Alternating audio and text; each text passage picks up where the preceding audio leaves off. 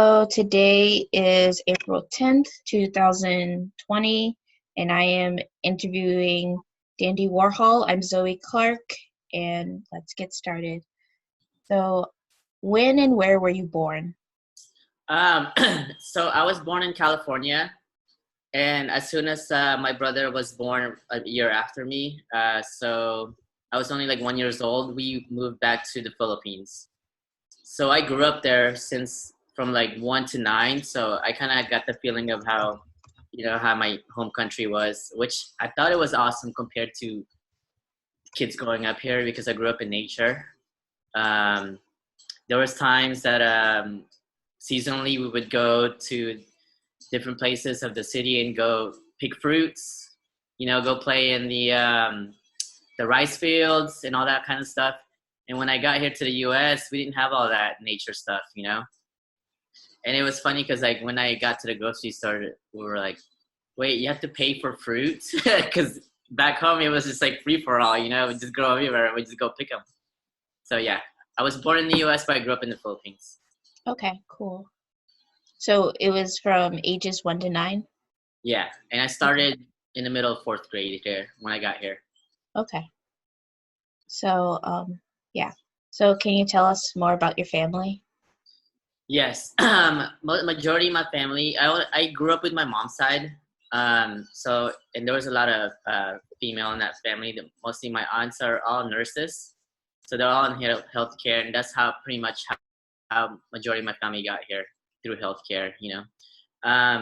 So I grew up with my mom, my grandma, and my aunties, and basically we were moving around the US and it was too cold for me when we got to Oregon because I was so used to the traffic. And then my grandma was like, well, we have family in Houston. Do you want to go try over there? And as soon as I got here, I was like, oh yeah, I'm not going anywhere. This is it for me. And I've been here since 89. So pretty much this is my hometown. Okay. So, so why did you and your family move back to the Philippines? Why didn't we? Why did you move back? Oh, because life's easier over there. My mom said she pretty much just had to work here the whole time. And over there is much more relaxed, it's cheaper living, so that's probably why we moved over there, back over there. Okay. And can you tell us about can you tell me about a distinct childhood memory? Are you talking about like in the Philippines? Just any time in your life that, I think, maybe really shaped you as a person or just something you're very fond of. Yeah, the first thing that I kind of remember when I was a kid, I knew I was going to be an artist because I would always draw and sketch even before I could read and write. I would copy like chip packaging of chips, the cartoons on there. And I was always really good in math at the same time. And what was weird is like my family was grooming me. I was getting like English tutorials after school. And I was like the only one getting that, like out of all my friends. So I guess I didn't know I was being groomed to move back to the US. So the first early memory of me is pretty much always doing art because all my uncles and my cousins, they would always do, crafts and stuff like that, sketching and drawing. Mm-hmm. So can you describe your life in the Philippines? Yeah, it's mostly like school, like all day long. We would go to school like 7:30 in the morning. I wouldn't be home till like after 5. Just probably because also the travel, because we had to take multiple buses and jeepneys, and those tricycle things. So majority of during the week is mostly school stuff, and I thought it's pretty long compared to like what we do here in the U.S. And after that, it was just playing with my friends. Of course, we didn't have internet back then, so everything would be like tangible stuff, going outside, and that's what I really like the most over there. Going up in nature. So, do you know why you and your family immigrated back to America when you were like 9? I think that was always the plan, just because the educational system is better over here, and the living situation here is better than in the U.S. because where we're from was literally third world country, and it was really the ghetto where we grew up. You know, it's like things were falling apart. You know, barely people had sewage. You know, so I grew up in poverty when I was in the Philippines, but that was a normal to me, so I didn't think anything wrong with it. You know. And you said you took English tutorials. How good do you think your English was when you Oh, not immigrated? good at all, because as soon as I got to US, we had to take ESL. Is that what it's ESL? called? Yeah, Yeah. I was in ESL for like 2 years. So my English wasn't, because I couldn't hold a conversation. But I could read and write English, but conversation-wise, I couldn't do it. And how was your experience transitioning into American culture? Um, what I grew up in Katy, so that's where most of my grade school was. And during that time, it was kind of difficult identifying with myself because there were barely any Asians in my class in my school. So I had to hang out with different groups of people, which is fine with me. You know, I got to experience different cultures. But at the time, like identification was really hard for me. But I mean, education-wise, it was easy. I thought we were ahead of time. Me and my brother actually like in the U.S. educational system, and I was questioning my teachers like, how come I'm doing this again? I've done this before, you know, in Asia. But majority of it is because of my lack of English. So that was a difference. So can you tell us, well, like tell me more about sort of your time, in high school and middle school? How was that for you? Man, that was middle school. I would say eighth grade. It's when we became like, I guess you could call like adults, because you know we stopped playing with toys. We started hanging out with girls. We started like going out after school, like you know, going to the parks and going to the movie theater to meet up friends. And that was a very exciting time for me. But at the same time, we were also hanging out with bad people. So we would get in trouble. We were hanging out with gang members, and pretty much like in junior high and high school, it was just like hanging out with members for me because that's all I knew. That was in my neighborhood, you know. And but it was fun for me. I mean, I was still getting good grades at school. I was still drawing. All my electives have been art, so I've always been an artist. So I would draw stuff on my friends. I actually had fun in junior high and high school, and that's why I met majority of my friends since then.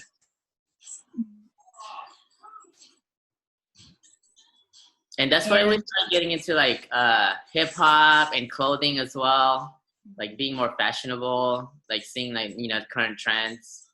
So I think that got stuck, you know, to me till now. okay, yeah.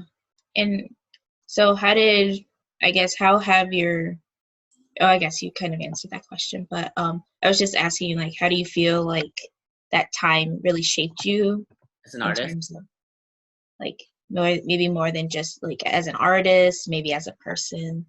Um, well, it was still the same thing, like identification issues. You know, it was still barely any Asian Americans that I hung out with. It's mostly Mexican people that I hung out with during those times, and majority of them were into graffiti. So my earlier you know days of work would be tagging graffiti, but I never really went into like you know actual like spray paint graffiti. It would be just sketching on pads and paper, and I would do that for my friends, do their names, stuff like that, draw lowriders for them. So that's how I got started, basically, with you know my adult art, graffiti style.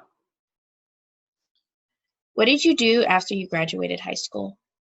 What did I do? Yes.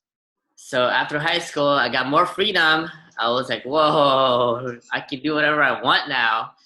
And that's when I got started into like street racing with my friends, like fixing up cars. And I didn't like school anymore because it was boring. I was paying for it for myself. You know, I didn't have parents. I would pay for my college. So I went to school for the first 2 years, and after that, I dropped out, and I just started street racing with my friends for like 4 years.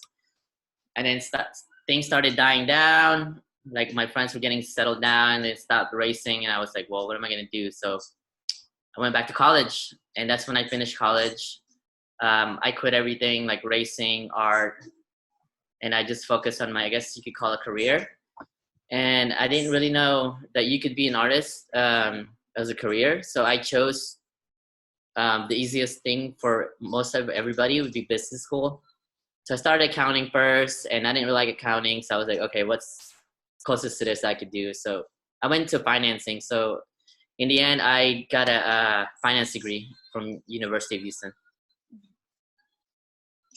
And I guess how has your degree helped you with your current work? I think it's helped me a lot to be more business minded. Most artists that I know are not business minded, and I actually have my own company that does arts events, and it started as a gallery, and then when I closed down the brick and mortar, it just started to be like a pop up thing. So Warhouse has been almost 10 years this May. So I've been doing art events for 10 years on side of my own art. So that's really helped me with my business degree, like running my own business and selling my own art and also selling other people's art. And how do you think your art has your art changed in between like high school and you going to college? So high school, I saw that time of just like practicing and like copying. You know how musicians copy like cover bands to get better? That's how I see my art during those times, especially like right after college. That's when I started painting. Middle of my college, I was just studying in one of those places like Barnes and Nobles, and then I took a break. I just went to the art section, picked up a book, and I saw this Van Gogh book, and I was like, "Oh, that looks cool! Like, I want to paint." So I didn't even know how to paint. I just went to like Hobby Lobby or Michael's and bought supplies. I didn't even know what to get, and I just started painting from there, and it hasn't stopped since.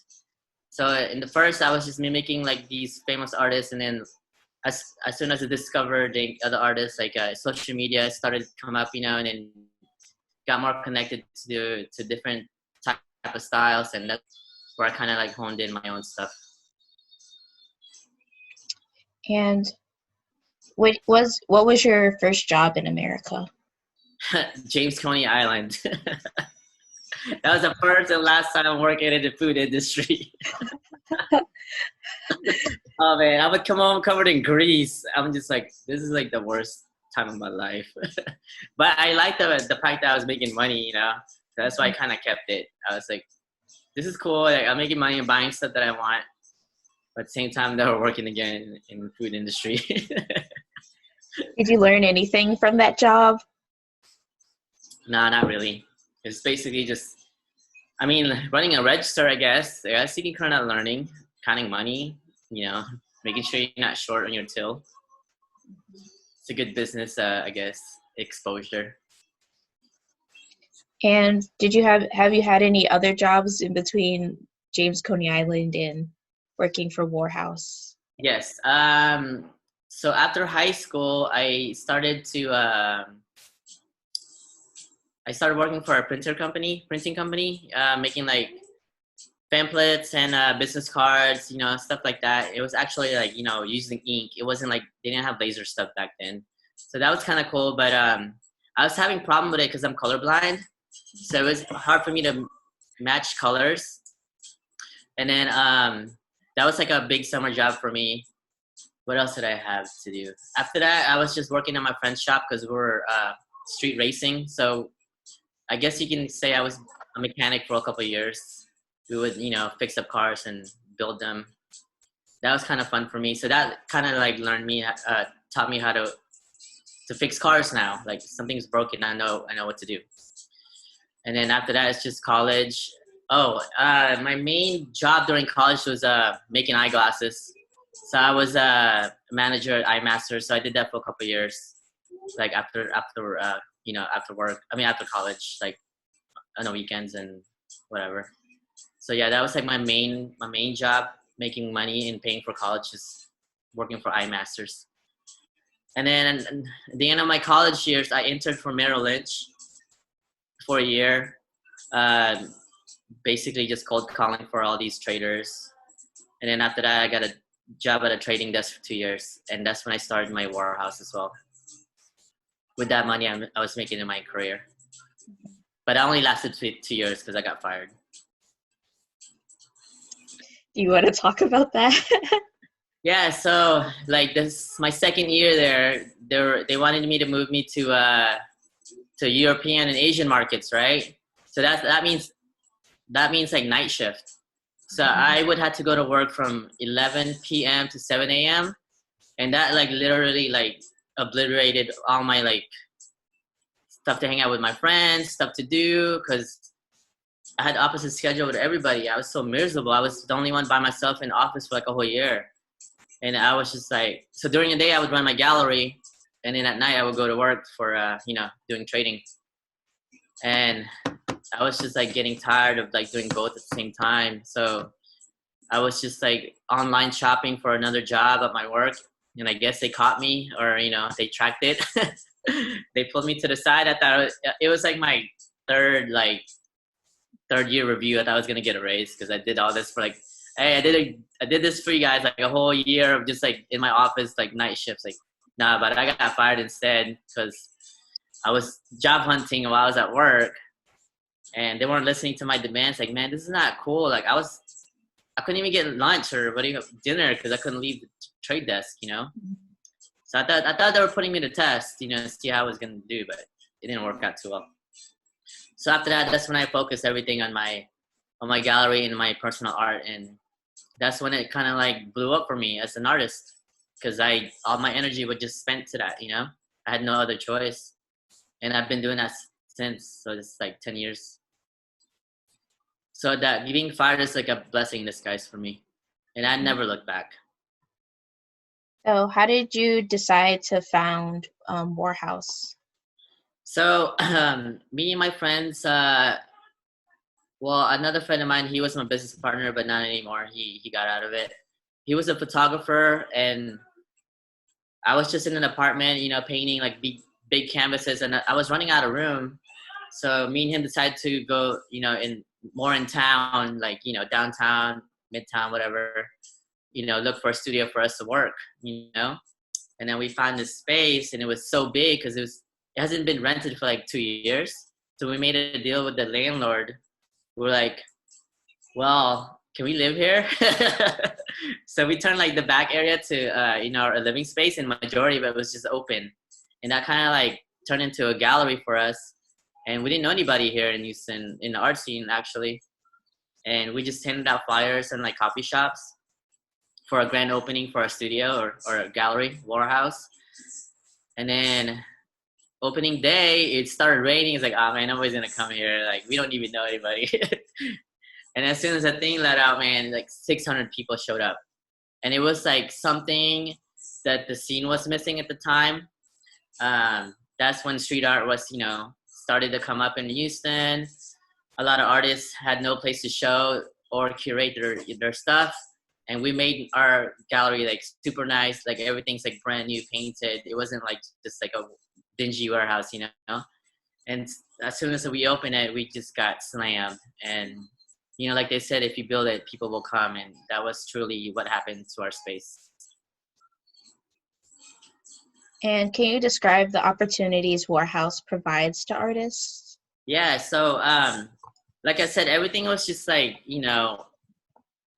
whatever we wanted to do. We had we didn't have no business plan or anything like that.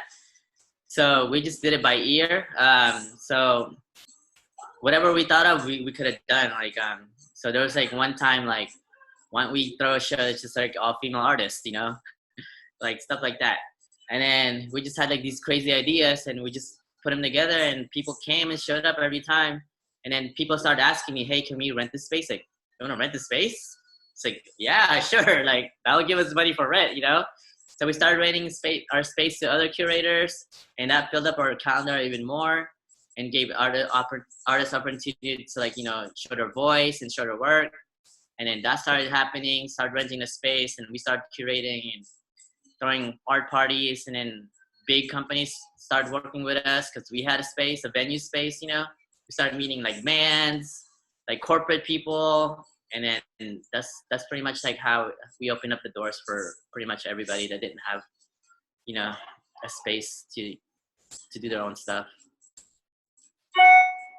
So how large of an organization is it?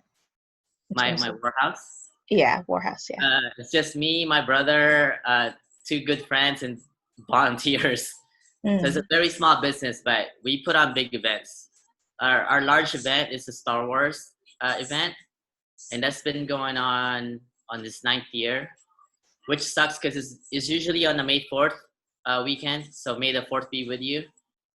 But since this virus came, we had to push it back. And we usually get about 5,000 people on the weekend for that show. And it's just like me and a couple of friends running it.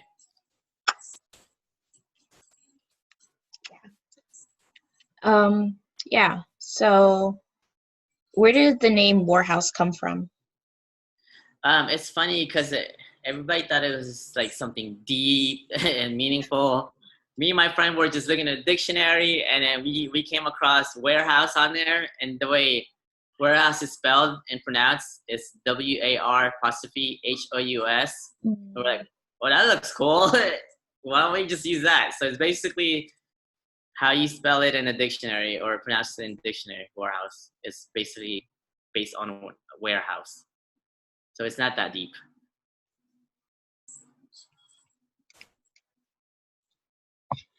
And yeah, that's a very, like, I guess, simple. Logo right here. Oh, that's really cool. Yeah, it's a gas mask. Did you make that yourself? I did not. I have a friend that's a master jeweler, and I traded art for it. Okay. Made me a custom piece.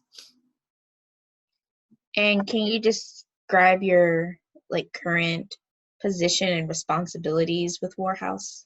Yes. I am the founder and the curator. So we have event calendars that we have every year that we do. And basically, I solicit all the artists and vendors that want to participate, and filter them out, see if they fit in the show. And then I'm the person that finds the venue, and since they are pop-ups, I would rent them for like a week to set up, show and then tear down. And then I do all the promotions as well, all the press release, all the event blogs, communication emails, basically a one-man job. And when it comes time for the show, that's when I need help, actual physical help. But everything in the back end is all done by me. And do you consider management skills to be important in the art world? Yeah, I actually have a double degree in finance and business management. So yes, it does help a lot. And doing everything by myself, it made me realize like people need to learn how to manage stuff. You can't just rely on people, So that's my weakness right now. I try to do everything myself, but I know we need to grow. You need to delegate stuff, but right now I don't have anybody that can help me with that. But yeah, management skill is definitely a must to have in order to be successful. Why did you decide to close the brick and mortar? Oh man, it was getting too expensive. My overhead alone was like $3,000 a month, just rent and AC, and then on top of my own bills. It could have been easily like $4,000 and up every month. So I had to make that every month out of that space. That's why we're throwing parties every month and like doing shows like every 2 weeks. It's like that's the only way we survive. I don't even know how I made it like in 3 years doing all that. And sometime I sunk my savings into that space, But I didn't see it as a failure. I saw it as like that's how I got to know people and my networking skills, and I still have people I work with since then, and it was an investment for me. It wasn't a failure. But yeah, there's no money in making it in like art gallery. I don't know how these people make it in art gallery. It's crazy. It's hard to sell art. So you had to figure out the ways to make money with the space. But now if I could do it over again, I think it would be successful because there's so many art spaces now doing so well. we just didn't know what we were doing, and what we were charging was way too low. Mm. And how much time do you spend weekly, like with Warehouse doing work?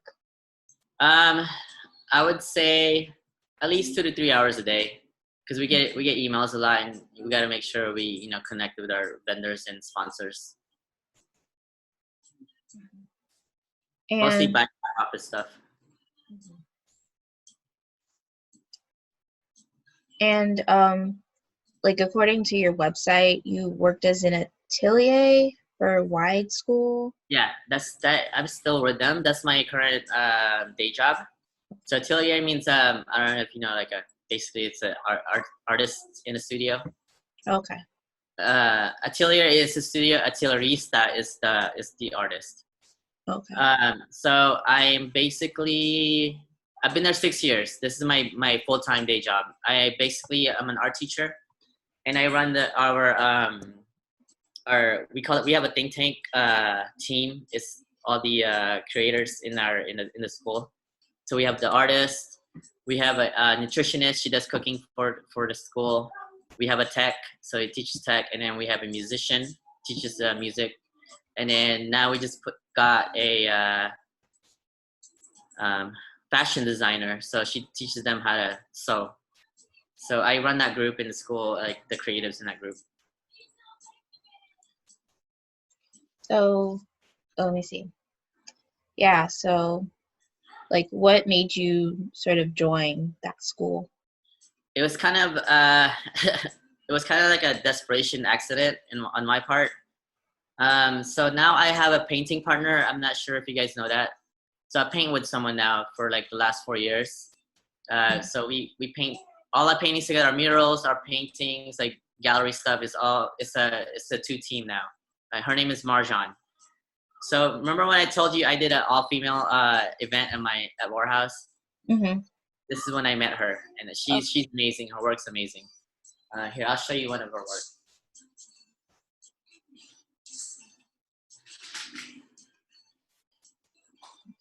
Do you know who that is? Oh, from the Back to the Future. Yeah, Back to the Future. Yeah. Yeah, so that's her work. So she's really good at realism, painting people.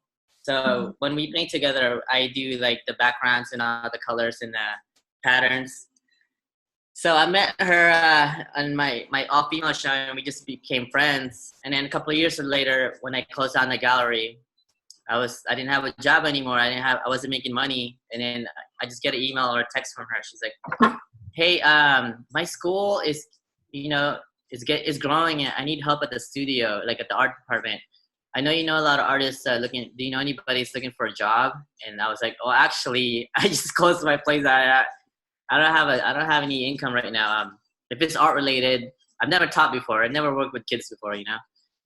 And she was like, if it's art related, I'm willing to come see it.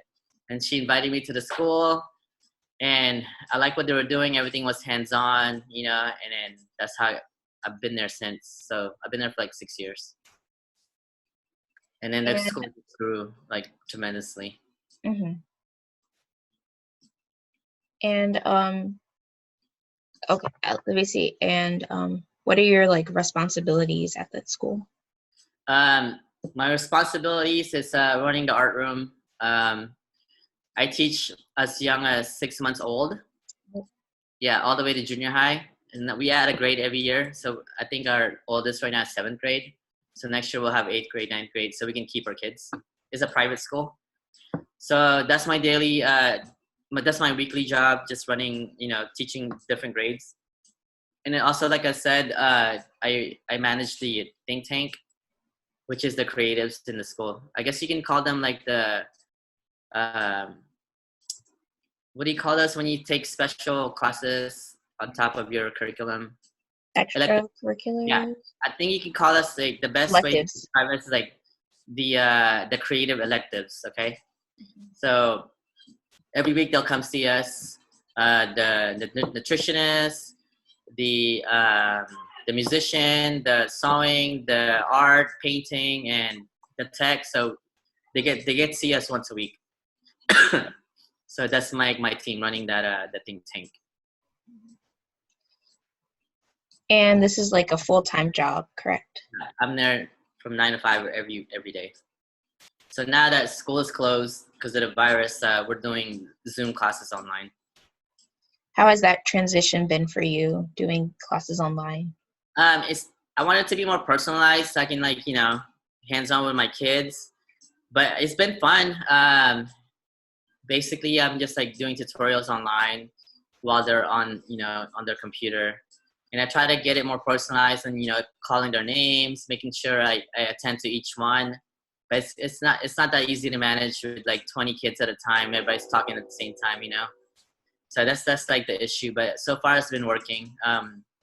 It's been hard for us, but we're making it work through online teaching and I think a lot of parents are liking it because they have no choice and they had to do what we have to be creative with.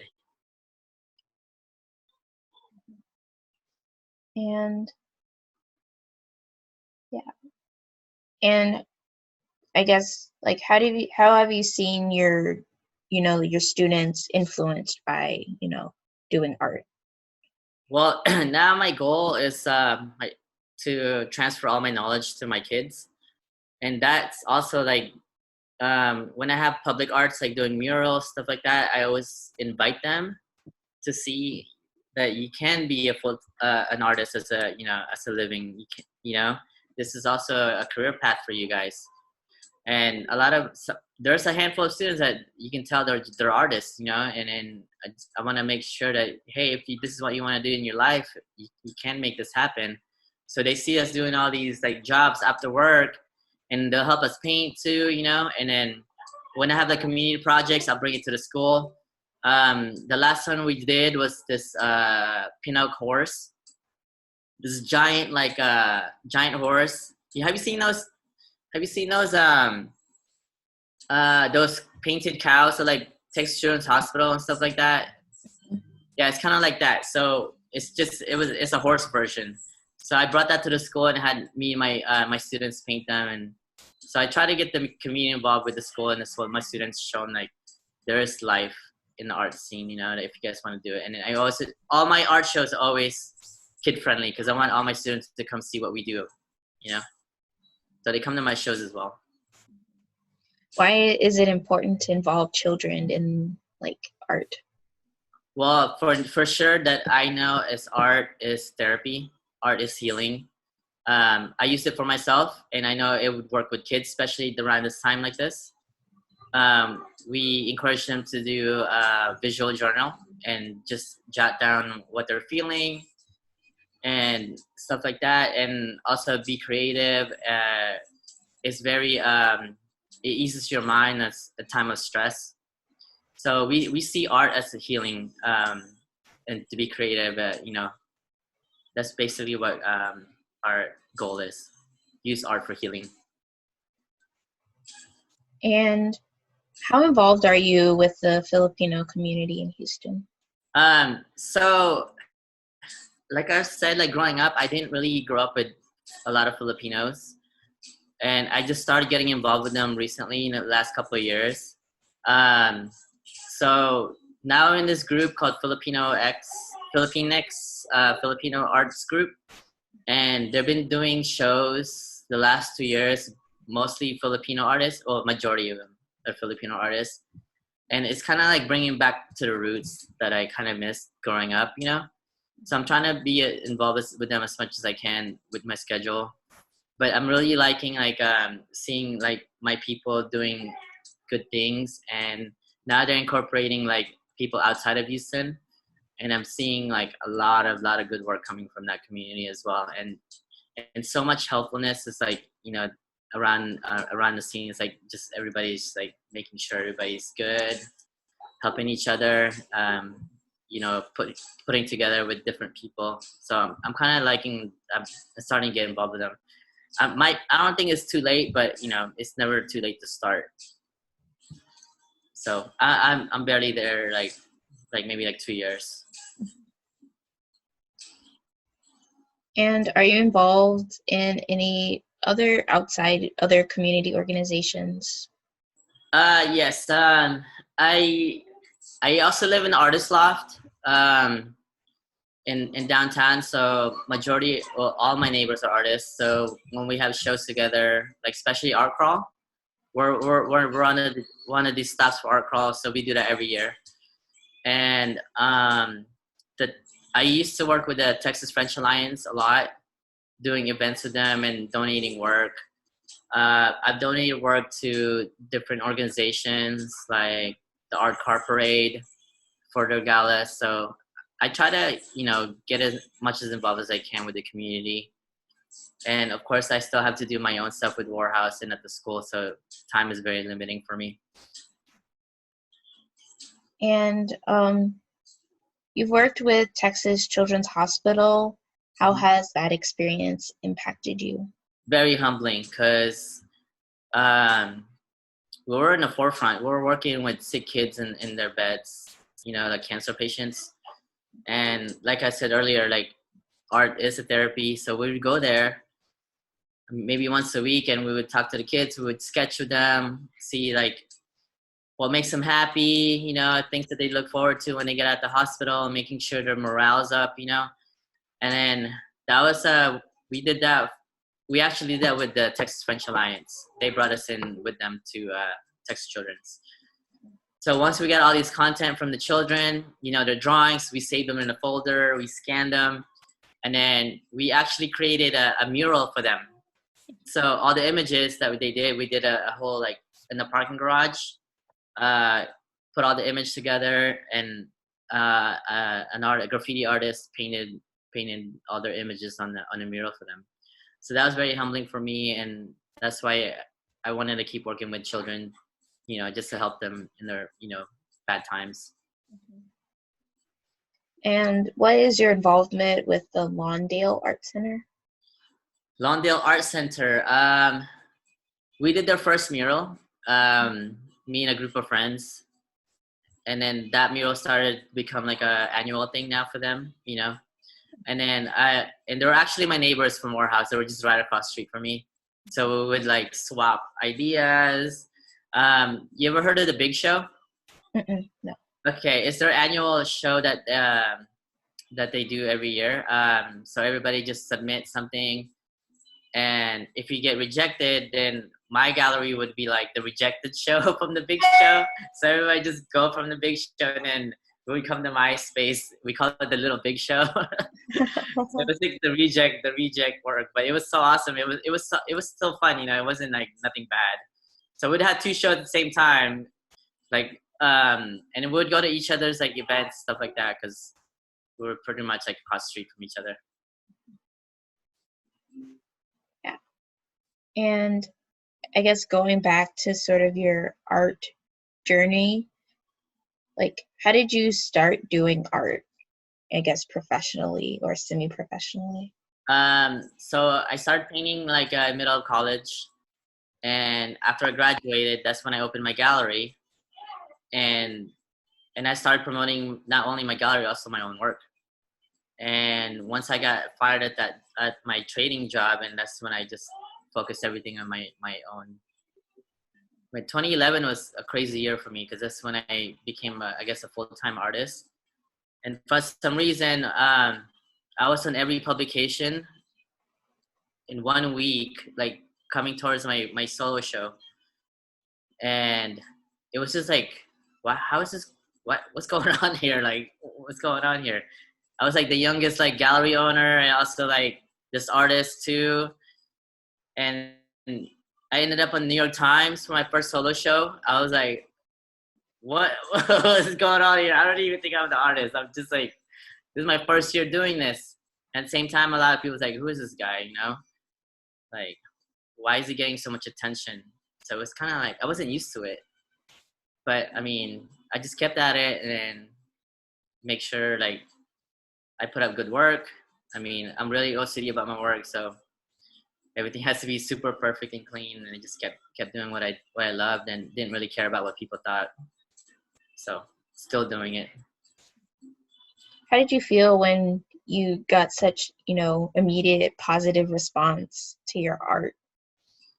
Uh, I'm an introvert person, so I had to. My first couple of shows, I would hide in the back room because I had a camera like pointing out the gallery, and I would just watch the show, and people come, and then my friends like, dude, you need to come out there. People out here to see, you know, like.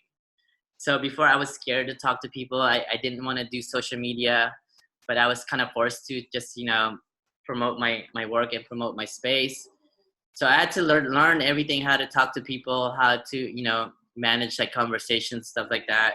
So it kind of made me a better person, like getting that limelight, and working with people. And again, I guess that's how I connected now with people, learning how to communicate. So that's also one good thing that you need to learn, communication. And then after that, I would just go to different shows, and I just like friend people and people who was running stuff, like in the artists that I like, say, hey, I had the space.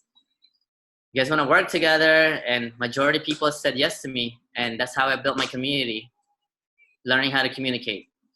So like being in like a limelight publication like taught me how to communicate, basically. And how did you choose your eponym? My what? Your I guess artist name, eponym. Oh, it was just a joke. It's like so people, my friends made me open Facebook. This is when Facebook was like going on, right? It's like basically when it started, like 2009. That's when I opened my Facebook. And then I've always liked Andy Warhol, and as a joke, I just changed my screen name. It's like, oh, Dandy Warhol, Andy Warhol arrived. And after that, I got stuck. And I was stuck with it. I don't even think I can change it anymore. So it's on my website, it's on my business card. Do you only use it in like art, I guess in the art circles, or yeah? It is only an art circle. Like my professional name is Dandy Danao, and that's used in my school too. Okay. How would you describe your art style? Well, I don't really have any meanings in my art. I paint by feelings. I don't know if that's a thing, Sometimes I want to paint purples and pinks, so I'll put that in my paintings. Yellows. Right now I'm into oranges, and then, but one thing that I really try to do is like, what I've been practicing is like really clean lines and even surface paint. So that's cleanliness and happy colors is like my thing for me. And I like patterns. I've always been into patterns. And now recently, since I have a partner now, I do all the same stuff that I do, and she just adds to it, or vice versa. Here's one we're working on. Can you see that? Oh yeah. So I've been doing all the patterns. So I blocked out all the black for her, so she'll go in there and add her flair. Okay. So I've been working on that. And I have a thing to only using like certain amount of colors, because before I would use like 50 colors at a time. I'm like, and if I needed to fix something, I'm like, I don't know what color I use. I'm colorblind. There's no way I'm gonna fix this. So I have this thing now. I only use like maybe like 10 colors, and I would just like combine them in different styles. So it's kind of thing I've been experimenting with. So I like colors and patterns, happy colors, because I think depression and sadness is basically my the fuel for my work. So basically, if I'm happy, I don't really do a lot of work because I'm just like, I don't want to paint. But if I like now, like stuck in my studio, like all day long, I'm just like, oh man, I need to do something. I need to let it out. So, like I said, art is healing for me. So I started this piece right here. Just something small to get me going, and then I'll go to a large version. Oh wow, that's really pretty. Thank you. So happy colors, Yeah. I don't even use black because black's too strong. Oh, yeah. That's really like cool and like dynamic. I really like it. Yeah, and this helps me practice my lines and my circles. So it's basically trying to get everything that I've been feeling into my piece. And it's helping me. I'm starting to get happy again, I'm like, I'm starting to like this quarantine. I can do what I want. I wake up, do what I want. I get to paint. Not so bad. Yeah. What was I? Oh, can you like talk about like your art being therapy for you a little bit more? Yeah, so I've always battled depression and sadness. Not to extent of like suicidal, but it's always there for me. Also, insomnia, like it came back to me again. So I guess I just zone out and paint, and it kind of helps me, with my anxiety. And that's when I produce my good work, when I'm in that state. Mm-hmm. I'm sure it helps with kids too. That's like if it's working for me, I'm sure it's gonna help kids. So that's what I do with my children. So now on Fridays we had to do like a mental wellness check. Email them. Like, hey, how you guys doing? You guys okay? So after this, I'm gonna do a wellness check with my students, make sure they're doing good. Yeah. And That's they really actually want to watch us like do some live painting. So I might schedule a Zoom with them while I just paint and just have them watch me. If they have questions, they can, because we kind of miss each other. yeah. That like social connection. Yeah, that's the only thing I'm missing about this quarantine is the social aspect of it. But everything else feels normal to me. I mean, most artists are lonely. They spend their time alone in their studio. So there's not a big off thing, but it's a social part that's like, making us sad. Mm-hmm. And do you have an artist mission? And if so, what would you consider it to be? I'm trying to fix my lighting here. That's like, I think that's the hardest for me. I don't really have one. I do everything by feelings, like, whatever I want to do at that time of my life. So my mission changes every time. So, and I'm not a good writer either. So I don't have anything deep to tell you. And I'll tell my friends to help me with my artist statement, and it's never like on point. They make these big words, and I'm just like, this is so confusing. If people ask me, I don't even know what this means. They make it sound all professional. I'm like, I don't know, man. The thing you see on my website is like my friend wrote like 5 years ago. I was like, I thought you were gonna change it. I don't have one. Is what I'm telling you. Yeah. And I guess so you mostly paint now. Do you do any other sort of artworks? Yeah, Other mediums? I just paint. Lately, I get a lot of mural commissions. So I've been trying to teach myself how to do large scale work like that. It's hard being scared of heights too, so it's hard for me to do large pieces. And spray paint is a really, really hard tool to get down with. So I asked all my graffiti friends to help me just with techniques and stuff. But man, that's a devil on its own. Graffiti and spray paint's really, really hard. Is your income solely based on art, or is it like a combination of art and your like day job? Well, I consider everything art because Mm-hmm. what I do for work is art. I teach Mm-hmm. art. Yeah. I sell my work on the side, commissions. I get commissions and also from my gallery, which is throwing art events. So I consider everything 100% art driven. That's my income. Mm-hmm. And um, how has your color blindness affected your art?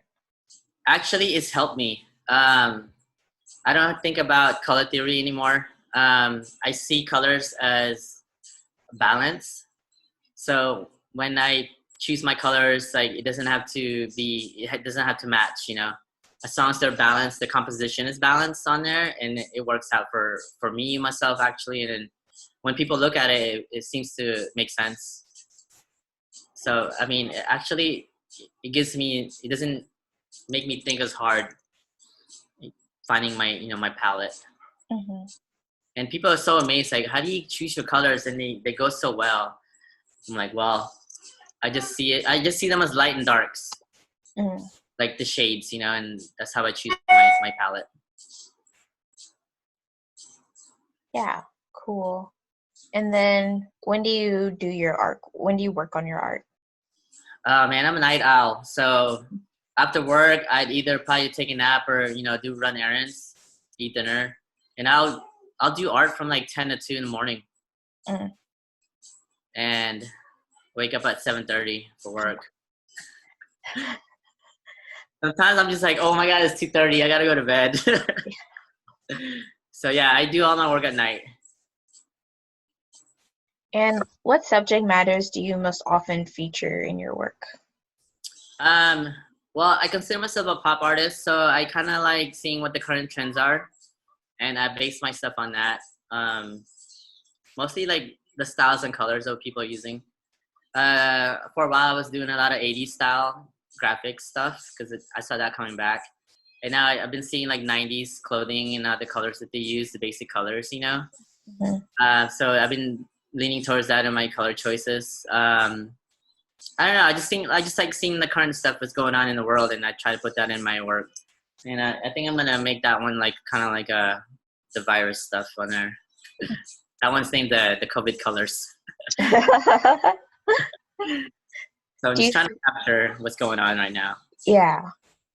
Do you, is your art sort of influenced by fashion or, other sorts of art Um, styles? Fashion for sure, but I also like artists I admire the current stuff that they're doing, and I try to see what everybody's. It's weird because like nobody's original anymore. Even if you think of something like nobody's done before, and you go online, it's like this guy did this like years ago, like. So I can't. I try to be original as much as I can, but man, it's hard. People have done stuff way before I've done. So Hmm. like, that's just a struggle I'm going through. Like so we just have have you heard of the mini murals? No. It's those light boxes that people paint. Okay. So me and my partner have one coming up, but it got delayed because of the virus. And we just got an email today, and they were like, "Hey, the patterns you use, I think someone already done that before. Like, you have to change it at least 30%." I was like, "Oh my god!" Like, so it's stuff like that I got to deal with. Yeah. So I gotta update that that design for them like this week. Yeah, it's a challenge, man. There's so many artists out there you never knew that doing stuff. Because most of the time, people were just stuck in their studio and like just with their. Hold on, is my internet good? Yeah, it lagged for a little bit, but it's okay now. Yeah, so now like since like everybody's connected, like you can see more ideas and also stay away from the stuff they're doing. Hmm. And like, I guess on that note, what do you think makes your art unique? Um, I think I try to focus on um my shapes and colors because that is just like free spirited. I don't think about it, so I try to be. I want to be an artist like it just comes from the soul and nothing planned. I mean things have to be planned, but the stuff I want to do is just like you know right there, right then, and then work on that. So I want to be. There's so many artists that it just like stuff just come out of their heads. I'm just like, wow, I admire those kind of people. I call them like true artists because stuff is just like so original and it's just like they can do it so easily. So I think that's kind of like one of my goals, like to find myself is just things to just like flow out of my head and straight into my work. So you feel like, I guess you have changed, I guess like artists change over time in terms of For their, sure. Like I said earlier, I see it like how musicians like start doing cover songs, and then that's how they practice their techniques, their sounds, and then after that they just like start finding their own voice. So I guess I'm in that kind of like split of the road in my own career. At first I was mimicking like other artists I really like, and now I'm just like trying to find my own voice and like grow from there. and what have been some of your favorite pieces that you created? For sure, my favorite pieces that I've created is with my partner because she makes me a better artist and we work so well together. Um, and I can't even tell you like what I would do without her. She's such a good person. She's like a sister. She's like a mother, and she's so conceptual and like and classically trained, which is I'm not. Everything is self-taught for me. So she has that side of the art that I don't have, and at the same time she doesn't have the side that I have. So it's kind of like a good, complement each other. So like the best work that I've done is with Marjan, my partner, and she's also my boss, which is weird. So I don't know. Sometimes I don't know who's talking to me. Is it my partner or is it my boss? Like I don't even know. So there's like a divide there. How did you two decide to start producing art together? So I mean, I stay at the studio like all week, and then I'll have shows. I was like, hey, turn something for my show, like make something for it. And then it was during one of my Star Wars show, and she had one, right? The R2D, no, it wasn't 3PCO, the gold one. She did one like really classical, like super realism on there, and it didn't sell that year. And then for the next year, she was like, hey, you want to do something to this piece? So I just like taped up her piece and it just started spray painting the back. So it was like our first collaboration, and then it sold the next year. And then she was like, we should paint more together. And then after that, we just like started doing like conceptual stuff, and it's been working out ever since.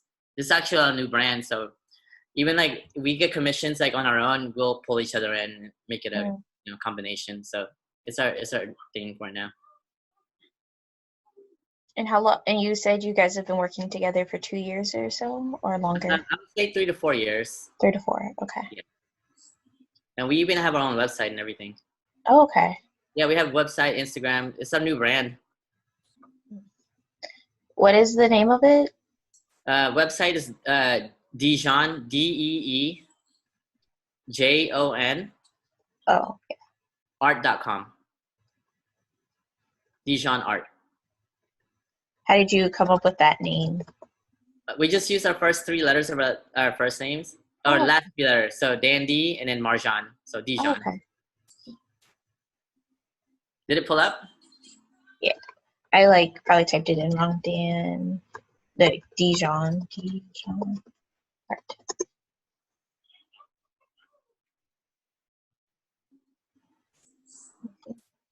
DEEJON Art.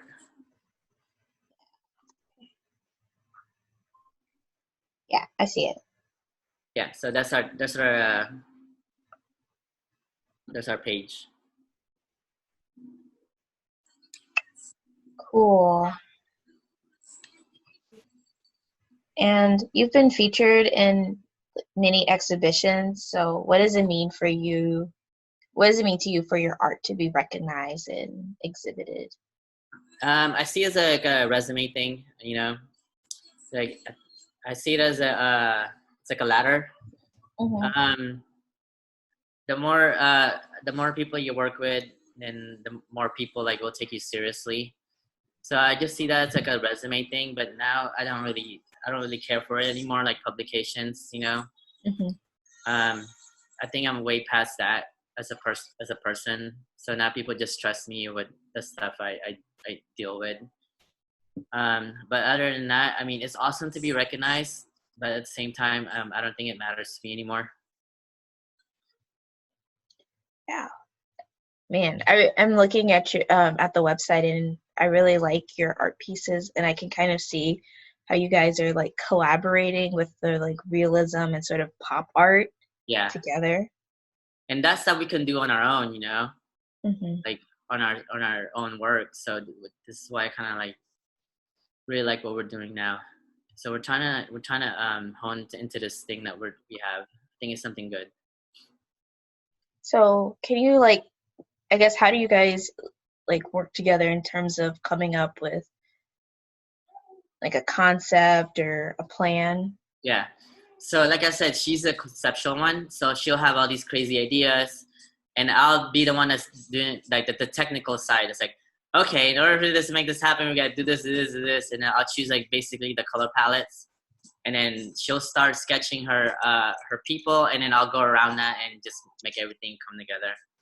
And then if we have murals, then I'll figure out how to make everything work fast, stuff like that. So I'm the technical and color side, and she's like the conceptual. Yeah, I think these pieces are just really cool. I don't know. Yeah. Yeah, we need it. And then like the last 2 years, I guess we've been like burnt out from work. We haven't been creative. We're only more making like small pieces. There was a whole year that we just painted nonstop, and that was like our strongest series. Hmm. And we haven't done that since. So we're kind of like missing that in our work right now, like going back to that mentality. Hmm. So hopefully this virus gives us that. Yeah. Gives you time to, like, I guess, come back to your art in a way. And now, like I said, like we're really into fashion, so we get like, a lot of commissions for jackets and purses and like shoes, like high end like designer brands too. So that's Mhm. the kind of stuff we're doing as well. Yeah, that's so cool. And you say you do your art in your studio? Yeah, Is you're that, here right now. yeah. I'll give you a tour. Oh, great. So this is my office desk, kind of messy. And then this is all my paint stuff, like my paint brushes. Mm-hmm. And then this is like kind of, I guess you get my living room. See that? Oh, yeah. And then I have a hookah lounge here. Me like when I watch TV, turn the light on. So this is where I hang out, like when I'm watching TV.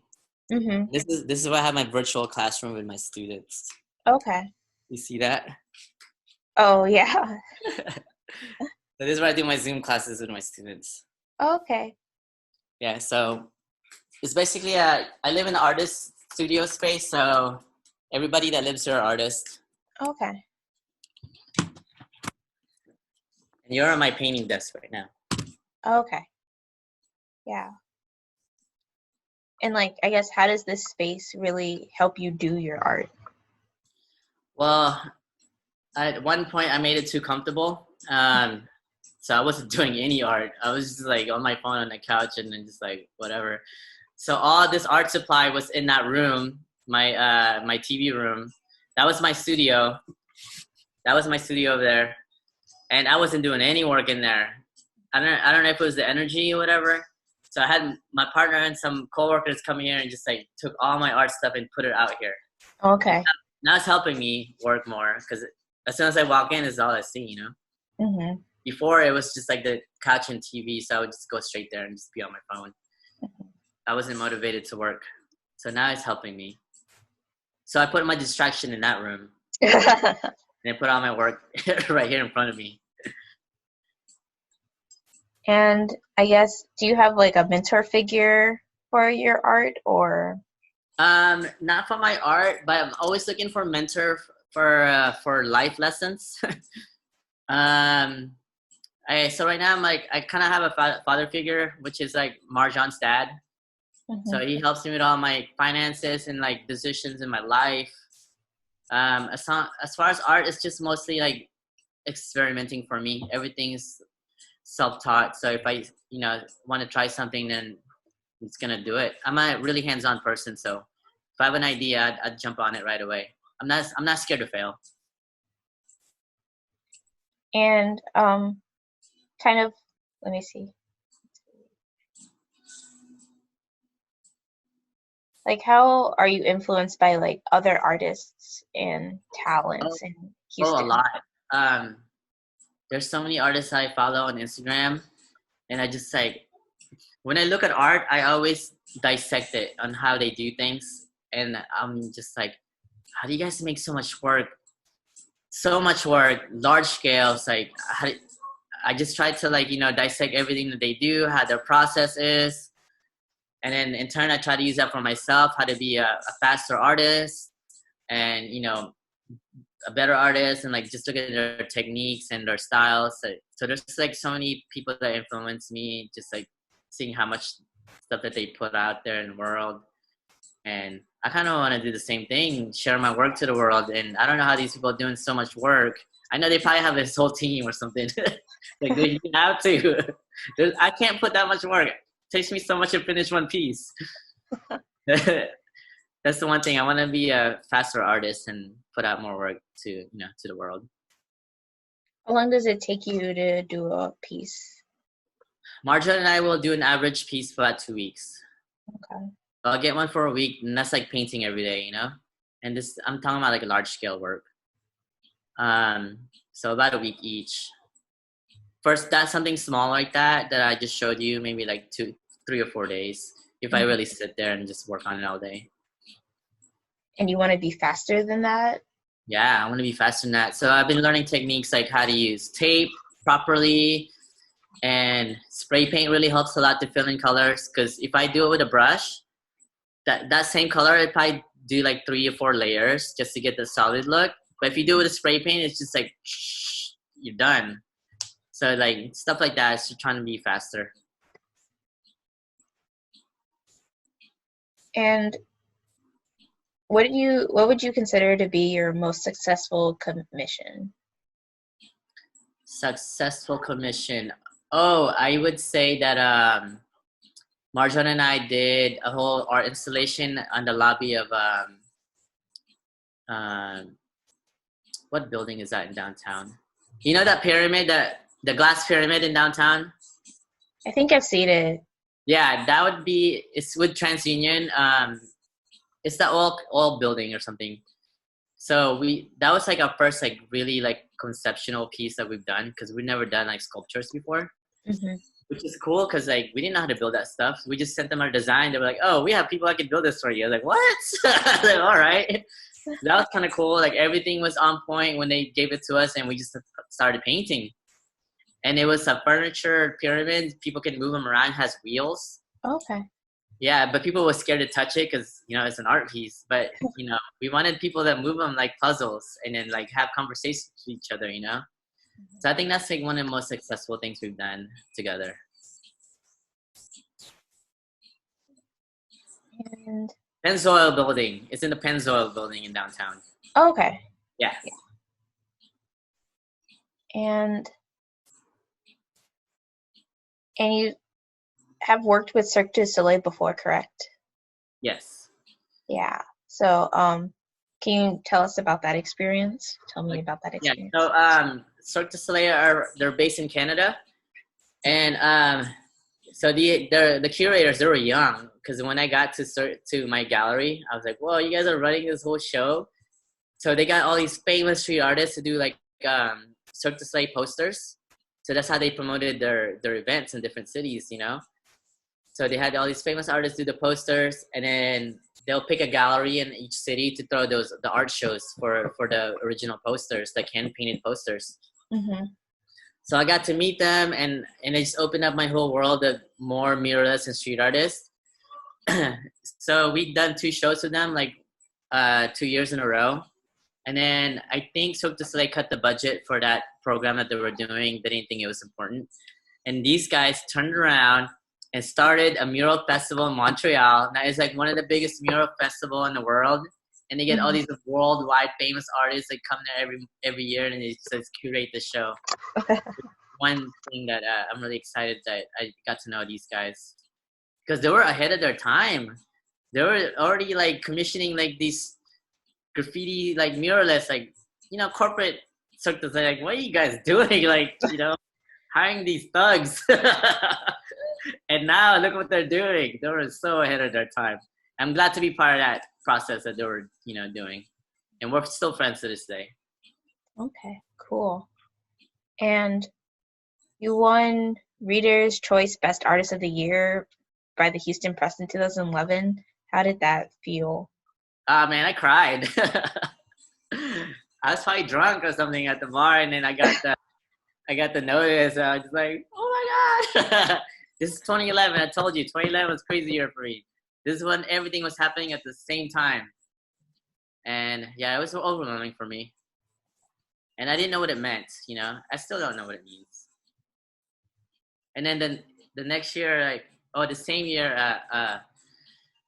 a rivalry publication, I don't want to say, voted me the worst artist of the year. Best artist of the year and worst artist of the year. Like, okay. It'll keep you humble. They're Yeah. like, Everything's a balance. Just like my Yeah. art. Everything's a balance.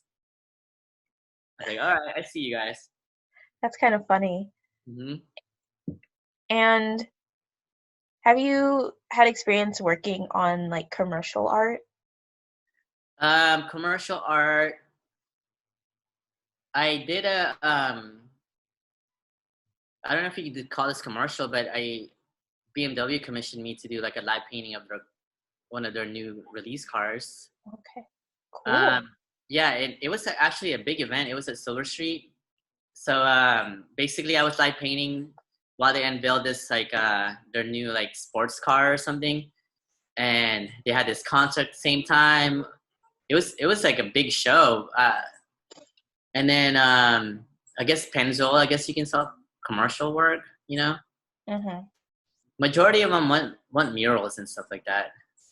So yeah, so today's commercial, I think. And a lot of my sponsors that I work with for my events, I consider them as commercial work because they're like kind of like my partners, you know. Mm-hmm. And what do you think about Jean Basquiat? Jean-Michel Basquiat. Yeah. I think I really admire him as a person, but I still don't get his art. And a lot of people mimic his work, like so many people. But I mean, I can see him like for the point of view of how he became super famous, like the way he grew up, and it just like his stuff was so different and so emotional and deep. You know, like it had to do with poverty, drugs, and everything that just happened in the 80s where he grew up in New York. So it captured the time of, you know, of time of the nation, and it really reflected on his art, and people like, you know, navigated towards it. But I don't know, I still can't relate to his work. But I admire his stuff though. Mm-hmm. Are there like any other artists that you, I don't know, that you enjoy their work? Yeah, the artists I always like cite that kind of like shaped me as an artist is KAWS, KAWS. Yeah. So, you know, the internet was like, you know, barely new to me. I was looking at rappers in their homes. Oh yeah. You know, like kind of art they have, and I saw Kanye West's like LA Pad, and then like Pharrell's, and they had both of this artist's stuff in there, KAWS. So I started looking at his stuff, like, oh my god, like I grew up like watching all these cartoons that he paints, you know, and it's so clean, like all his lines are so clean, like vibrant colors, and started YouTubing his work, and then started practicing what he was doing. So this is the artist that kind of shaped me of what I do now. Like clean lines and like bright colors. So, like, speaking of KAWS, and I feel like KAWS recently did an augmented reality test of. Yeah, I got it on my phone. Yeah. So, like, what do you think about that? I like that he's doing something virtually, so people can't like look at art physically right now. And I also like these artists that I follow are doing like coloring books for people to stay at home. So he's reaching out to an audience that he can't reach normally, and it's making it better for everybody. Like I said, it is kind of part of therapy, you know, and they're sharing their work for people to, you know, I guess distract their mind from what's going on, and it's really helping. And like, how do you think technology will shape the future of artists? Oh man, technology is the future. It's like it's just a language that I don't speak. Because the tech person that works at the school with us, his name is Alex Ramos, and he does input output. That's his side company, and he does like majority like projections here in Houston, like festivals, like lighting, concerts, and everything, and it makes art just like a whole new level. Like he can turn your painting and make it live with, projections with like colors and lights on there. So technology is definitely like a step up, from the art scene, and it's needed. Even like in art shows and concerts, like you gotta have it now. Like if you don't have it, your show's boring. It's like one of those things you gotta have now. So yeah, I really like where tech is going in within the arts. And do you think that AI can replace artists? No, because AI doesn't have emotions.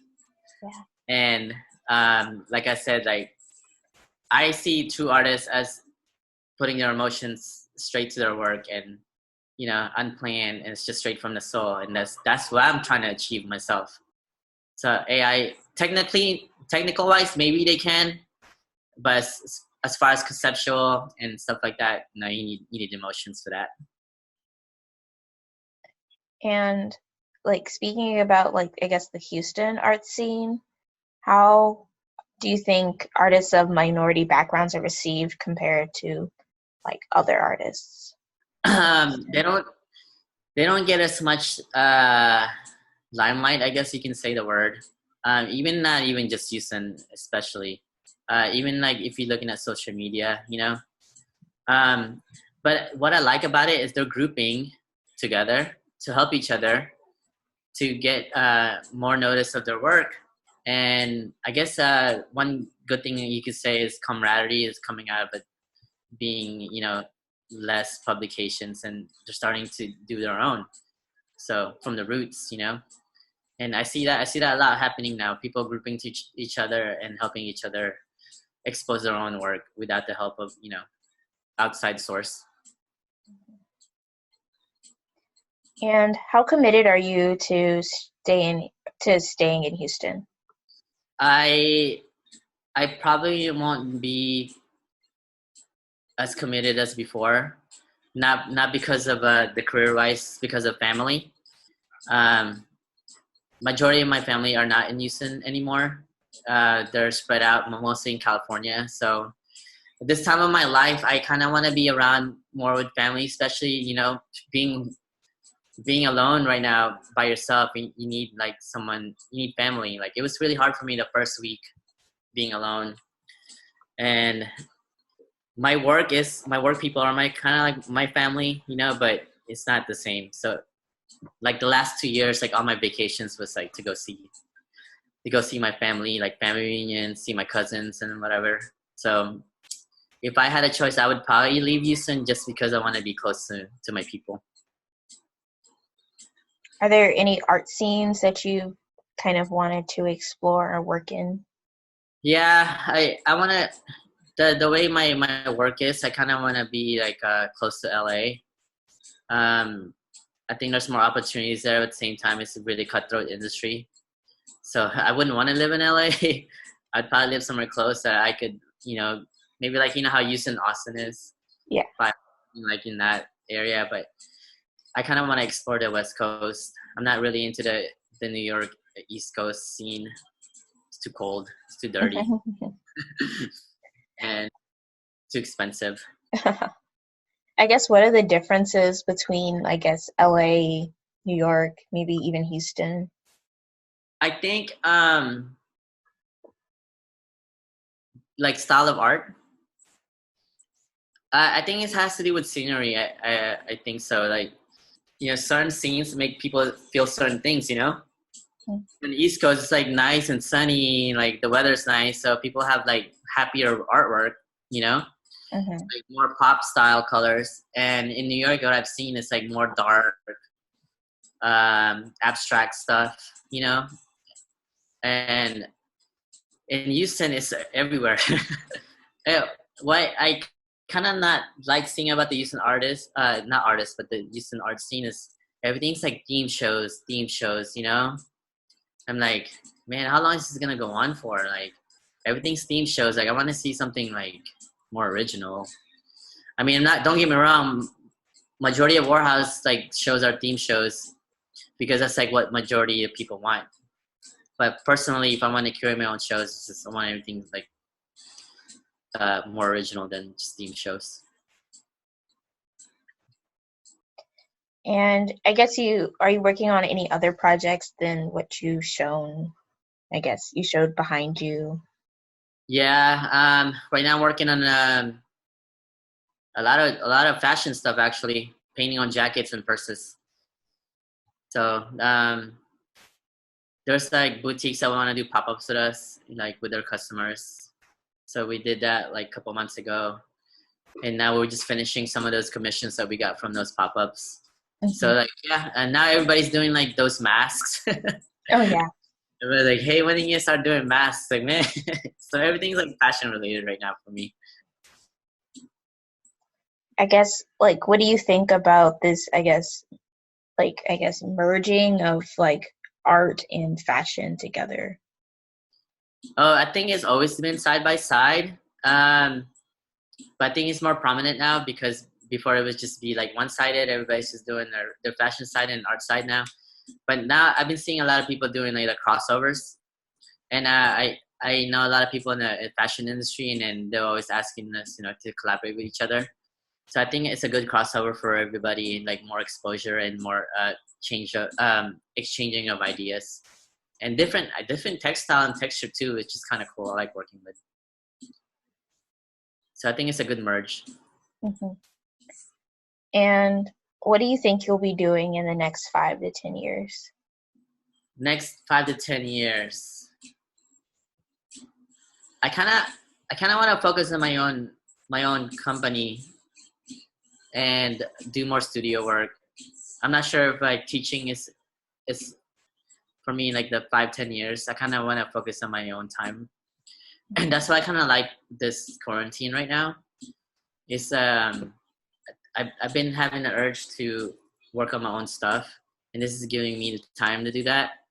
And I think that's why I'm kind of liking this quarantine because I get to focus on my own work, which I haven't done in a while.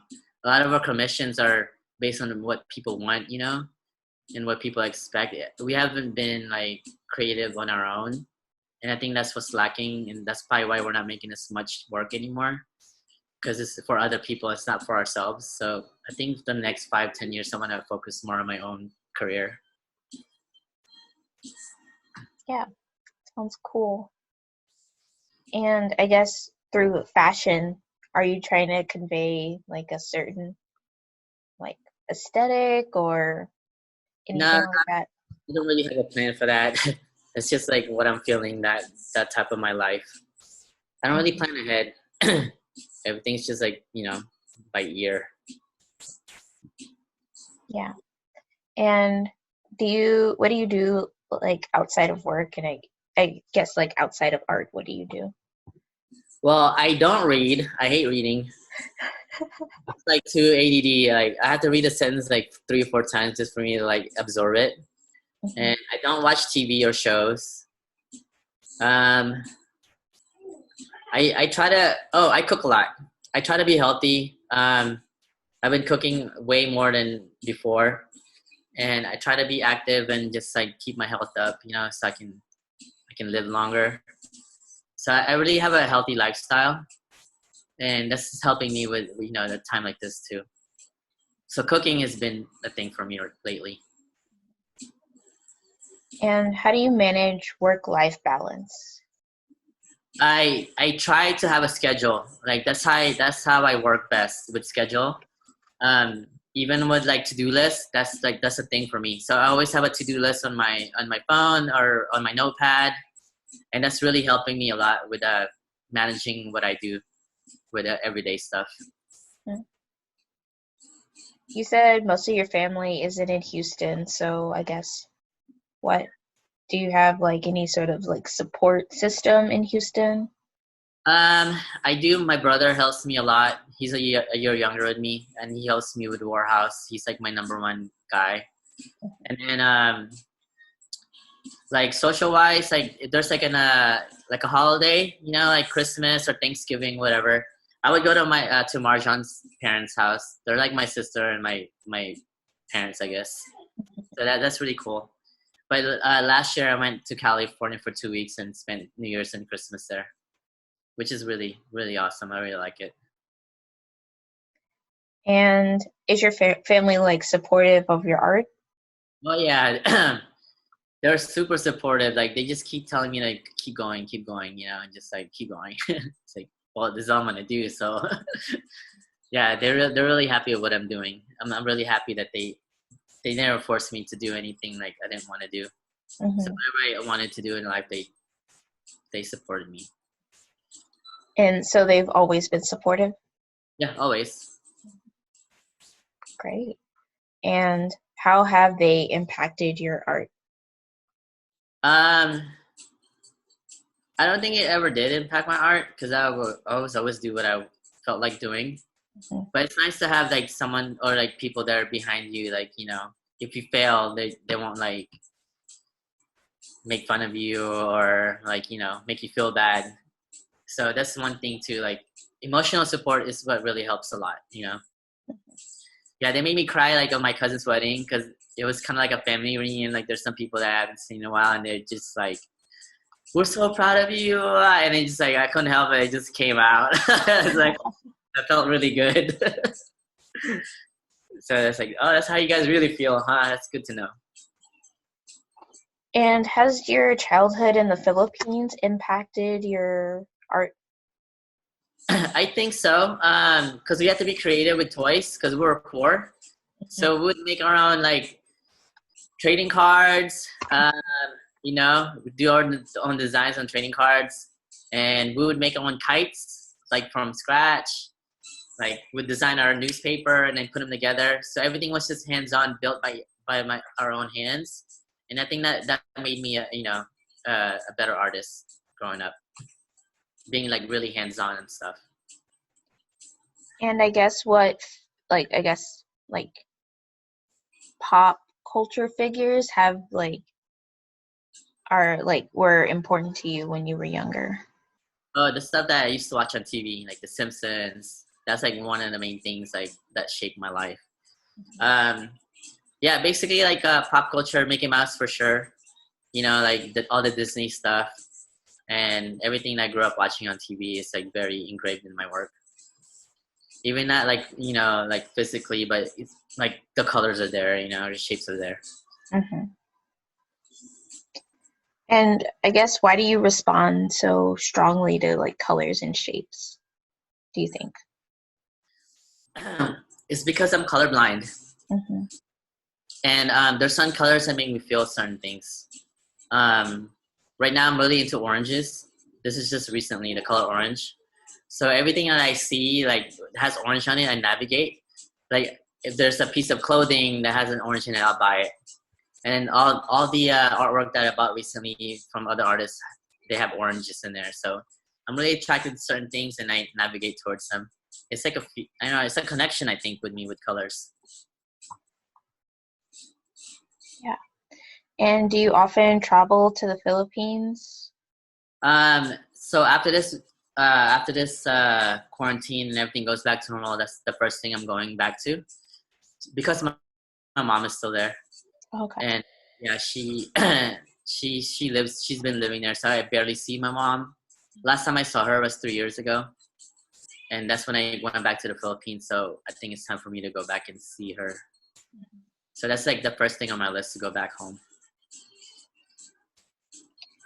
And has traveling, like I looked through your Instagram and you had like photos from like all over the world. How has like traveling impacted you? It's definitely opened up my mind more and to be more sensitive to other culture, food, fashion, everything that's people living. Uh, I come back to that and use it as my personal stuff to be like educated, and in turn, and that can help me with my own work and just be open minded to different things. So traveling has definitely opened up my mind to different things, and it's helped me as a person and also as an artist. You know, I miss traveling. I want to leave. Yeah, I totally understand. I wanted to take a trip this summer, but I don't think that'll happen anymore. Yeah, I had a trip planned to Mexico City to go see the Geiger Museum. You know Hmm. who Geiger is? H.R. Geiger. He's the one that created Aliens and Predator. Oh, okay. And so yeah, he has an exhibition like going on right now in Oh, the city, and we already had the plane tickets and everything. And then this thing happened, we had to cancel it. So yeah, I was really looking forward to that, to seeing his stuff in person. yeah. Yeah, I have to go to the museums everywhere I go, just to see what their culture is like. What places have you traveled to? Um, ooh, I traveled a lot in South America before, Argentina, Panama. Um, I mean, I can't think of it right now, but lately I've been doing like Europe and Asia. There was one time that we did all the. I think you saw it on my Instagram, like all these like castle tours. Oh, yeah. My favorite one's Dracula. They really have one. And then they call him the Impaler, right? Oh, I didn't know that. Yeah, he's like Dracula the Impaler. You know what impaling is? Is it It's, like when you get stabbed? yeah, it's really gruesome. So this guy Dracula gets his long stick, right? Like a long stick, and they put people on top of it. So they just let them slide till they die. And then he'll put that on his the border of his country. That's the signs like, Wow. do not invade us because this will happen to you. So they call him Vlad. His name is Vlad. Vlad the Impaler. Ah, Man, they had in the castle. They had this torture room that you can pay to go see and see all these like torture devices they have. It's freaky, man. This guy is crazy. So we're going to see like Europe trips, see all these castles, and it's weird. Everything's small in there. It looks big, but guess during that time people were smaller. So like hmm. all the chairs, all the stairs, all the furniture were like small compared to like what it is now. So that was a culture shock for me. And then Yeah, Asia, that's I like Asia because I'm close to home and they have one of the best beautiful beaches I've seen in the world. And I love beaches. And lately I've been traveling to Mexico too because it's so close, hmm. And Tulum is so close and it's like paradise over there. So I try to go to a lot of beaches as much as I can. I don't really like cold places. That's why I live in Houston. And so do you also do cosplay or like specifically Star Wars cosplay?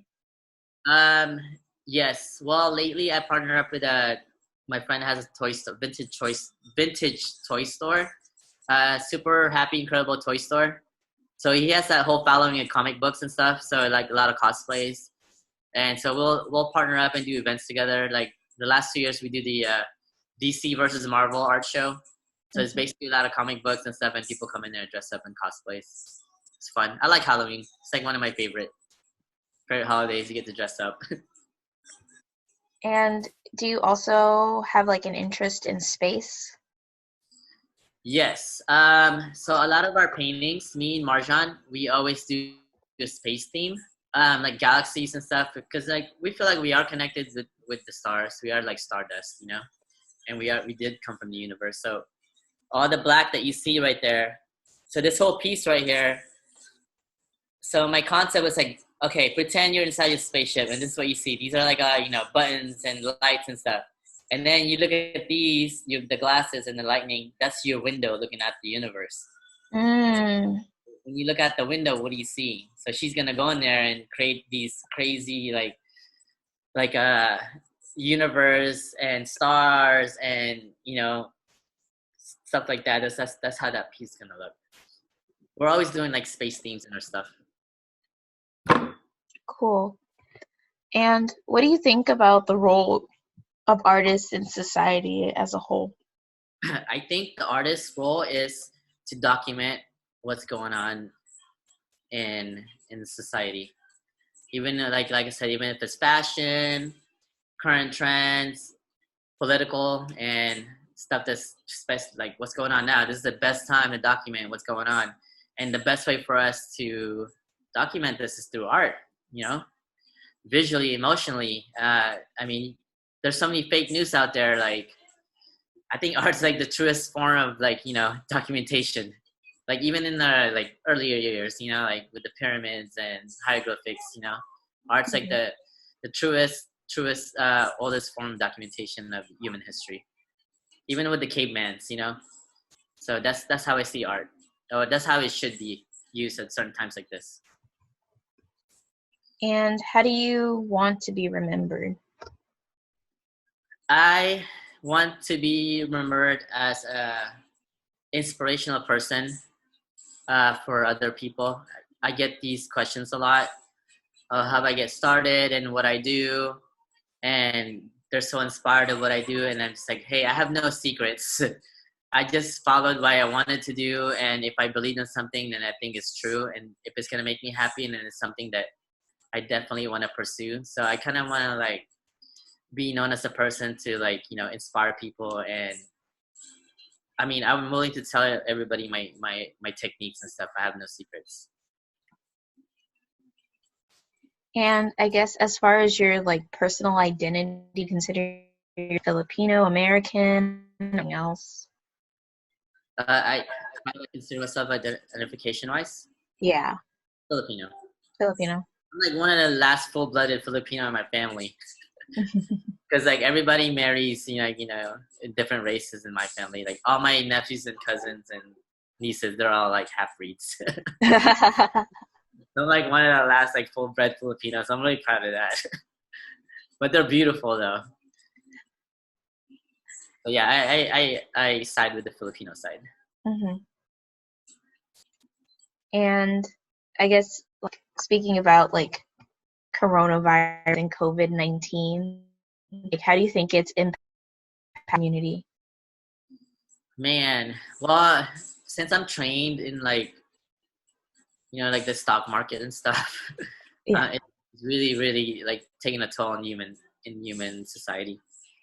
Because I see the correlation in stock market and spending. So that's like when people are spending, that means they're happy. So if they're not spending, they're like doing bad.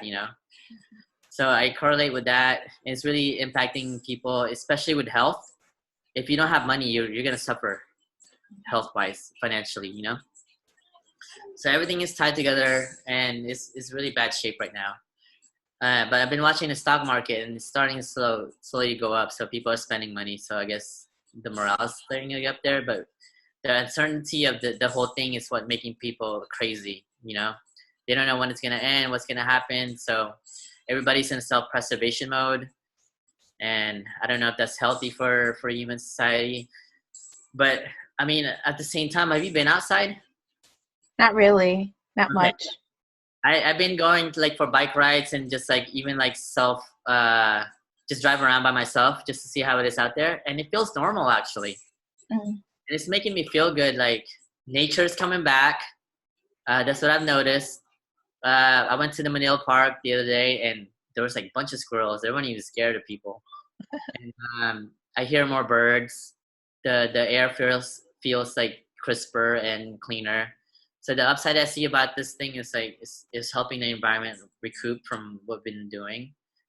Um, so I think there's always a balance in the world, and it's the plus side that the nature is coming back up. Yeah. So how have you been dealing, I guess, personally with being like quarantined? The first week was hard for me because I'm a social person, and I kind of miss seeing my friends. And the second week, I just like kind of like trick my brain to like work what we have. So I made myself like a to-do list of stuff that I've been put off before. So now I'm kind of busy. Like I've been doing stuff that I needed to do anyways. So I set myself a schedule of like what to do every day, and it's been helping me a lot. And I'm starting to like it. And if I get super bored or like anxious, I'll just go outside for a bike ride and walk my dog like a couple of times a day, and it's helping me a lot, getting some fresh air. And yeah, so and you said like kind of this, teaching online has been okay, in terms of teaching art Yeah, online. I mean, um, it's not the best scenario because we're so used to having like all the art supplies in the studio at school, and you hmm can't expect the parents to have the same materials at home. So I have to like innovate and work on what you think they will have at home. So that's the kind of only thing that's You can't teach like as much as we were doing before, and also like being more personalized too, like making sure I call their names and eye contact and answer the questions. And these are pre-K, so if you had them on Zoom, like 20 of them, it's like I'm like you. So like managing that stuff is kind of tricky, and also like trying to see what they have at home that they can work with. Mm-hmm. But it's been going well. Like this is a big transition for us. I think like in the future, I think it's gonna be a big need for like a lot of homeschool students. Like it's gonna be a new market for education, I think. And so, like, have you been in social media to kind of keep your like audience engaged, I guess? Yeah, a lot of my audience they watch my stories, and then what I've noticed, like even like before this, like your fans or your audience want to know more you personally, aside from your work. So they like to see like the process, what you do at home, you know, like what you eat, more the personal side, you know. So lately, like I actually been getting more views, like showing like my personal stuff than like my art stuff, which is kind of weird. So they wanted to get you know more as a person, so they can relate to you more, aside from your you know your professional work. So it's been kind of nice. I've been connecting more with my audience that way. They've been liking all my cooking shows. I do like a live video like once a week for like cooking, because like, I've been experimenting a lot with Filipino food because I grew up with my grandma's cooking, and that's how I you know keep her in my memories. Is Mm-hmm. food. So that's been going well on my cooking show. And how do you think, you know, video or blogging apps can be He said, used? uh, Oh, sorry. Um, Basically, like, how do you think sort of video chatting or conferencing I don't will like it. affect? I think it's just a band-aid for me. I don't like it. I wanna see people in person, you know. Mhm. And I don't even like texting. Like I'd rather be on the phone, like talking, you know. I think video is a good thing. It's a remedy for now, but I don't like it at all. It needs Yeah. to be more. Like I don't even like people want to do like video drinking together. I was like I don't want to do that. I was like I don't even. Nah, I'll pass. Yeah. And so you already said you were starting on One Piece inspired by sort of pandemic. Are you thinking about doing more work? I think I am gonna do a whole series of them, just because it's what I'm feeling right now, and I want to turn this negative into something positive.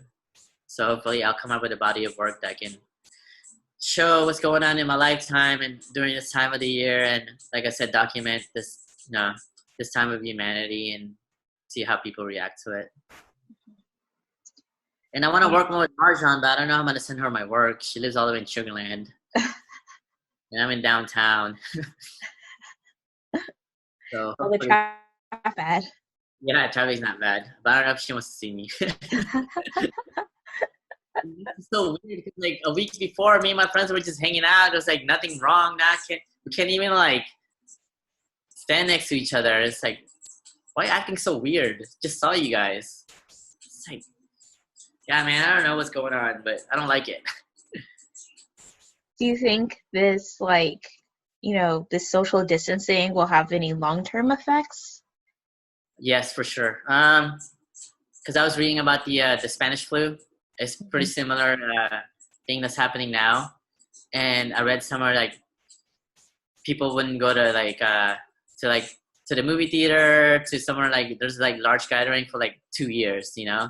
Mm. And then especially like people have to wear a mask and like basically no physical touch and stuff like that. So I think it's gonna affect us for a while, not just this couple of months. And I mean, it's making me really paranoid actually. Like everything I touch, like I have to sanitize. oh yeah. Yeah, so like I don't know how long that's gonna happen. I'm pretty sure I'm gonna be doing that for a long time. And I guess, how do you think art can be used to convey like the messages about like this pandemic or COVID-19? What I've been seeing with that is like just people putting their feelings into art, so the audience can see like the time of their feelings and how people going through emotionally and physically, and people can relate to that. When you relate to something, it makes you feel better, and I think I don't know what I'm trying to say, but I think this pandemic will give people more time to explore themselves personally and emotionally, and if they put that out to the world, then I think it's a good tool for healing. Yeah. So so that's all the questions I have for you. All right. How do you feel like, we've talked about like a lot of things? Is there anything you would like to add? um yeah, I think we've talked about a lot of stuff because most of the information out there, I think, is just overblown fake news and stuff, so I try to stay away from all that social media, like, news and stuff. Yeah, but you should go outside and just get some fresh air. It'll make you feel better. Yeah. Yeah. Hopefully this weekend I'll get a chance to do that. Yeah, I think Yeah. it should be nice. Like the rain brought this nice breeze today. Oh yeah, that's good. I heard it was humid outside and people were like I'm about to walk my dog. I think it's gonna be a good walk today. Mhm. Okay. Thank you so much for doing this. You're welcome. And Free time. I know this is like a lot of work for you guys. yeah, I'm glad this process, like obviously this process isn't super smooth just due to Yeah. usually we do these like face to face. Can you tell me like a brief thing, like what this thing is all about? So like the Houston Asian American Archive basically just wants to get like add Asian history to Houston where it's like often undocumented. So sort of building, the history of Asian Americans in Houston in a lot of different ways. That's awesome. Yeah. So I feel like recently we've been focusing on a lot of artists, but we've also done like doctors and Yeah. um, just different types of people, and just trying to get like different perspectives of like the Asian American experience in Houston. Got it. I'm glad you guys asked me to join. Hopefully, Yeah. I get good content for your documentation. Yeah. I think it was good. Yeah. Yeah, me too. So, Good yeah. conversation. It was like free flowing. It wasn't like, very like do this, do this, do this. That's the kind of interviews I hate. Yeah. So, like, thank you again for doing this. I guess I have one more question, maybe. Just, I guess a little bit more about like how your Filipino heritage maybe impacts your art or your day-to-day life or anything. I don't think it has Mhm. anything to do with my art. It's just mostly like my personal personality and like my background. But art wise, I don't think it has affected my artwork at all. Okay. Yeah. Yeah. Like, just thank you once again. Hopefully, yeah. So we'll keep in contact about you like looking over like the final product of this archive. Sounds good. Okay. Right. Thanks, Zoe. Bye. Have a good day. Bye. Goodbye.